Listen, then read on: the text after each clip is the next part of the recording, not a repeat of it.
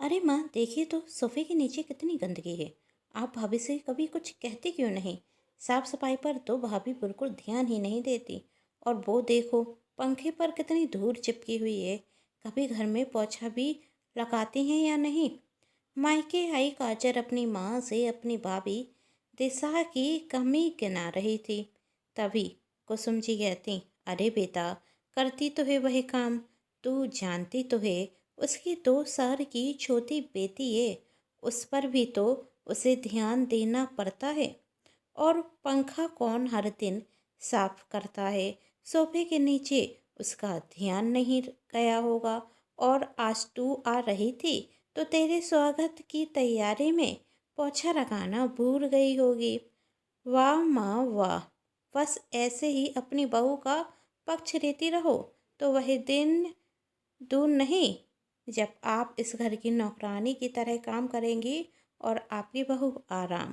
जब देखो अपनी बहू का पक्ष लेती रहती हैं।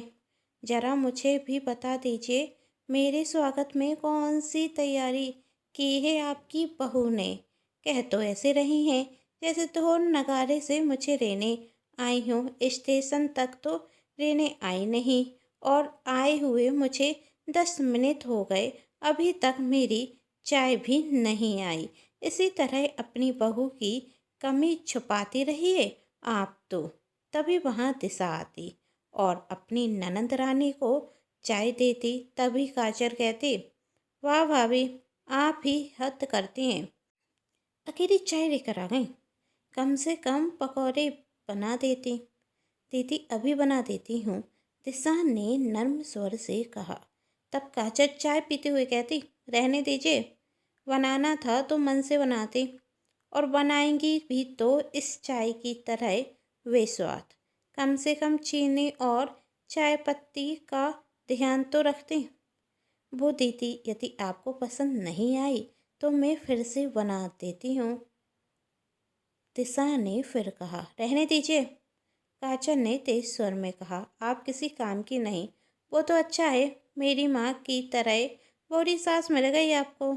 यदि मेरी सास की तरह तेज तरार होती तो पता चल जाता आपको। कभी मेरे घर आकर देखिए, धूल तो देखने को भी नहीं मिलेगी, और यहाँ तो हर जगह दूर ही दूर है। काजल का यह सब कहना दिशा को पसंद नहीं आता। मन तो उसका हो रहा था 2 4 बात वह अपनी ननंद को सुना दे, पर वह चुप थी, तो अपनी सास की वजह से। आज सुबह ही काजल की सास ने काजल को समझा दिया था कि तेरी ननंद काजल आ रही है, और तू तो उसका स्वभाव जानती है। हर किसी के काम में, यहाँ तक कि मेरे काम में कमी ढूंढने की आदत है उसे। कुछ दिनों के लिए वह आ रही है तो बहुत तू शांत रहना, वरना फालतू का झगड़ा होगा। वह तो सुधरने वाली है नहीं, तू ही शांत रहना। तू तो जानती है, मैंने उसे समझाने की कितनी कोशिश की, पर वह समझती कहाँ है। अपनी सास की बात सुन। उस वक्त दिशा ने भी हाँ में सिर हिला दिया था, और अभी भी वह अपनी सास के कारण ही चुप थी, क्योंकि वह अपनी सास को माँ मान चुकी थी, और उसकी सास उसे बेटी की तरह प्यार करती थी। पर अब पानी सिर से ऊपर हो रहा था, और अब दिशा सोच रही थी, ननंद रानी को आए हुए 10 मिनट नहीं हुए, और इन्होंने मेरे काम में बुराइयां निकालना शुरू कर दी।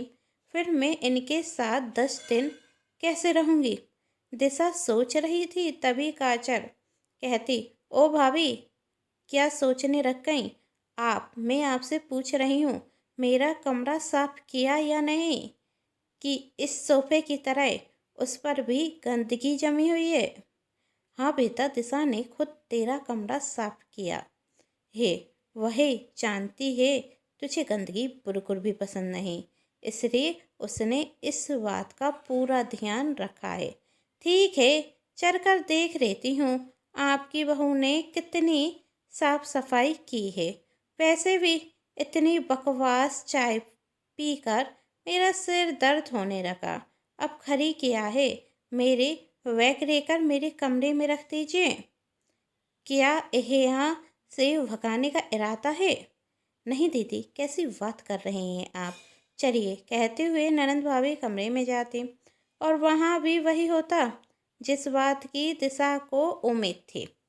काजल ने अपना वैद देखते हुए कहा, भाभी, यह बेडशीट कैसी बिछाई है आपने? कितने सर हैं?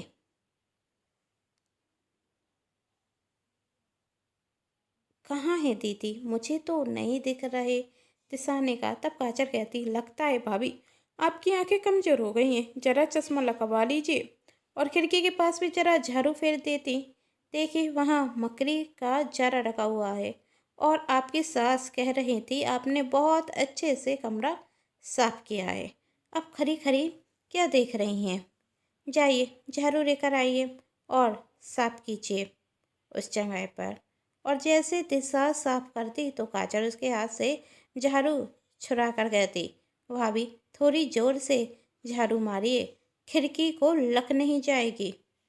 आप चाहिए तो यहाँ से मैं कर लूँगी, वैसे भी आपसे कुछ नहीं होने वाला। दिशा गुस्से में नीचे आती। उसकी सास उसे देखते हुए कहती, बहू, कुछ कहा क्या? काजल ने। तब दिशा कहती, माँ जी, मैं सोच रही थी जब तक दीदी यहाँ है मैं मायके होकर आ जाती हूँ। दीदी तो जासूस की तरह मेरी गलती ढूंढती रहती हैं। आप तो कभी मुझसे कुछ कहती नहीं और देती हैं कि छोड़ती नहीं, और मैं कब तक चुप रहूं? इससे अच्छा मैं मायके चली जाती हूँ। नहीं बेटा, माना कि मेरी बेटी कुछ ज़्यादा बोलती है, पर तेरा इस तरह मायके जाना अच्छा नहीं लगता। कहते हुए कुसुम जी वहाँ से चली जाती और दिशा सोचती, माँ जी का यह उतरा हुआ चेहरा देख मुझे भी अच्छा नहीं लगता। अब बहुत हो गया ननद रानी, आपको सबक तो सिखाना होगा। देखिए, मैं क्या क्या करती हूँ। धुरिए मेरे कामों में बुराई गिन गिन के हिसाब लूँगी। अभी तक तो मैं इसलिए शांत थी कि सोचा था सुधर जाएंगी आप, पर आप ऐसे नहीं सुधरने वाली। काचर को रुके हुए 2 दिन हो गए थे और इन 2 दिनों में काचर दिशा के हर काम में कमी दिखा चुकी थी। यदि वह खाना बनाती तो कहती, भाभी, आपके हाथ के खाने से पेट तो भर सकता है, पर स्वाद कुछ नहीं होता। मुझे तो समझ नहीं आता भैया ये खाना पसंद कैसे कर लेते हैं। यदि वह कपड़े धोती तो वह गंदे रखते, यदि वह प्रेस करती तो वह कड़क नहीं होती, पोछा लगाती तो गीला रह जाता। अब दिशा यह सब देखते और सुनते थक चुकी थी। तभी दोपहर के वक्त कुसुम जी जब दिशा से चाय बनाने के लिए कहती तो दिशा कहती, माँ जी, 2 दिन हो गए पर मैंने अभी तक दीदी के मन की चाय बनाना नहीं सीख पाई। तो मैं सोच रही थी दीदी मुझे चाय बनाना सिखा दे तो मैं समझ जाऊंगी कि चाय कैसे बनाई जाती है। हाँ काजल बेटा, वैसे तेरी भाभी सही कह रही है, इसे तो कोई काम ढंग से करना आता नहीं है, तू ही सिखा दे। आज ही पड़ोस की मंजरी कह रही थी तेरी बहू से अच्छा काम तेरी बेटी कर लेती है। कब तक मैं पड़ोसियों से इसकी बुराई सुनूं? तू आइए तो तू सिखा दे। अपनी तारीफ सुन काजल चाय बना देती और जब दिशा से कहती, समझ गई ना कैसे चाय बनाई जाती है, अब से ऐसी बनाना। तब दिशा कहती, दीदी, चाय तो बहुत स्वादिष्ट है, पर मैंने आपको बनाते हुए थोड़ी ना देखा है। 2-4 बार आप बना देना, मैं सीख जाऊंगी। खाने के वक्त भी दिशा कहती, दीदी, आपके भैया कह रहे थे मुझे खाना बनाना नहीं आता, स्वादिष्ट खाना तो मेरी बहन बनाती है, तो आप बना दीजिए। काजल खाना बना देती। अब इसी तरह घर के हर काम दिशा काजल से कराती, जैसे झाड़ू हुआ, पोछा, कपड़े सूखने दाने प्रेस करना सब कुछ। जिस सब से काचर बुरी तरह थक जाती। और 2 दिन बाद जब दिशा काचर से कहती, दीदी आप तो सो गई और माँ जी तो दोपहर को चाय पीती हैं, तो आप बना दीजिए, हम सब मिलकर चाय पियेंगे। बस भाभी बस, काचर चिल्लाते हुए कहती। बेशर्मी की भी हद होती है। आप सारा काम मुझसे करा रहे हैं और खुद आराम कर रहे हैं। अरे कुछ दिनों के लिए आई हूँ, आराम भी करने नहीं दे सकती आप मुझे। तब दिशा कहती, दीदी मैं तो बस आपसे काम करना सीख रही थी। आपको ही तो मेरा किया हुआ काम पसंद नहीं आता, तो मैंने सोचा आप जब तक मायके में हैं तब तक मैं आपसे काम करना सीख जाती हूँ। पर आप तो नाराज हो गई। आप काम करना सीख रही हैं या मुझसे काम करा रही हैं? काजल ने कहा। दीदी आप गुस्सा क्यों होती हैं? दिशा कह रही थी, आज आप सिखा दीजिए। नहीं सिखाना मुझे आपको कोई काम।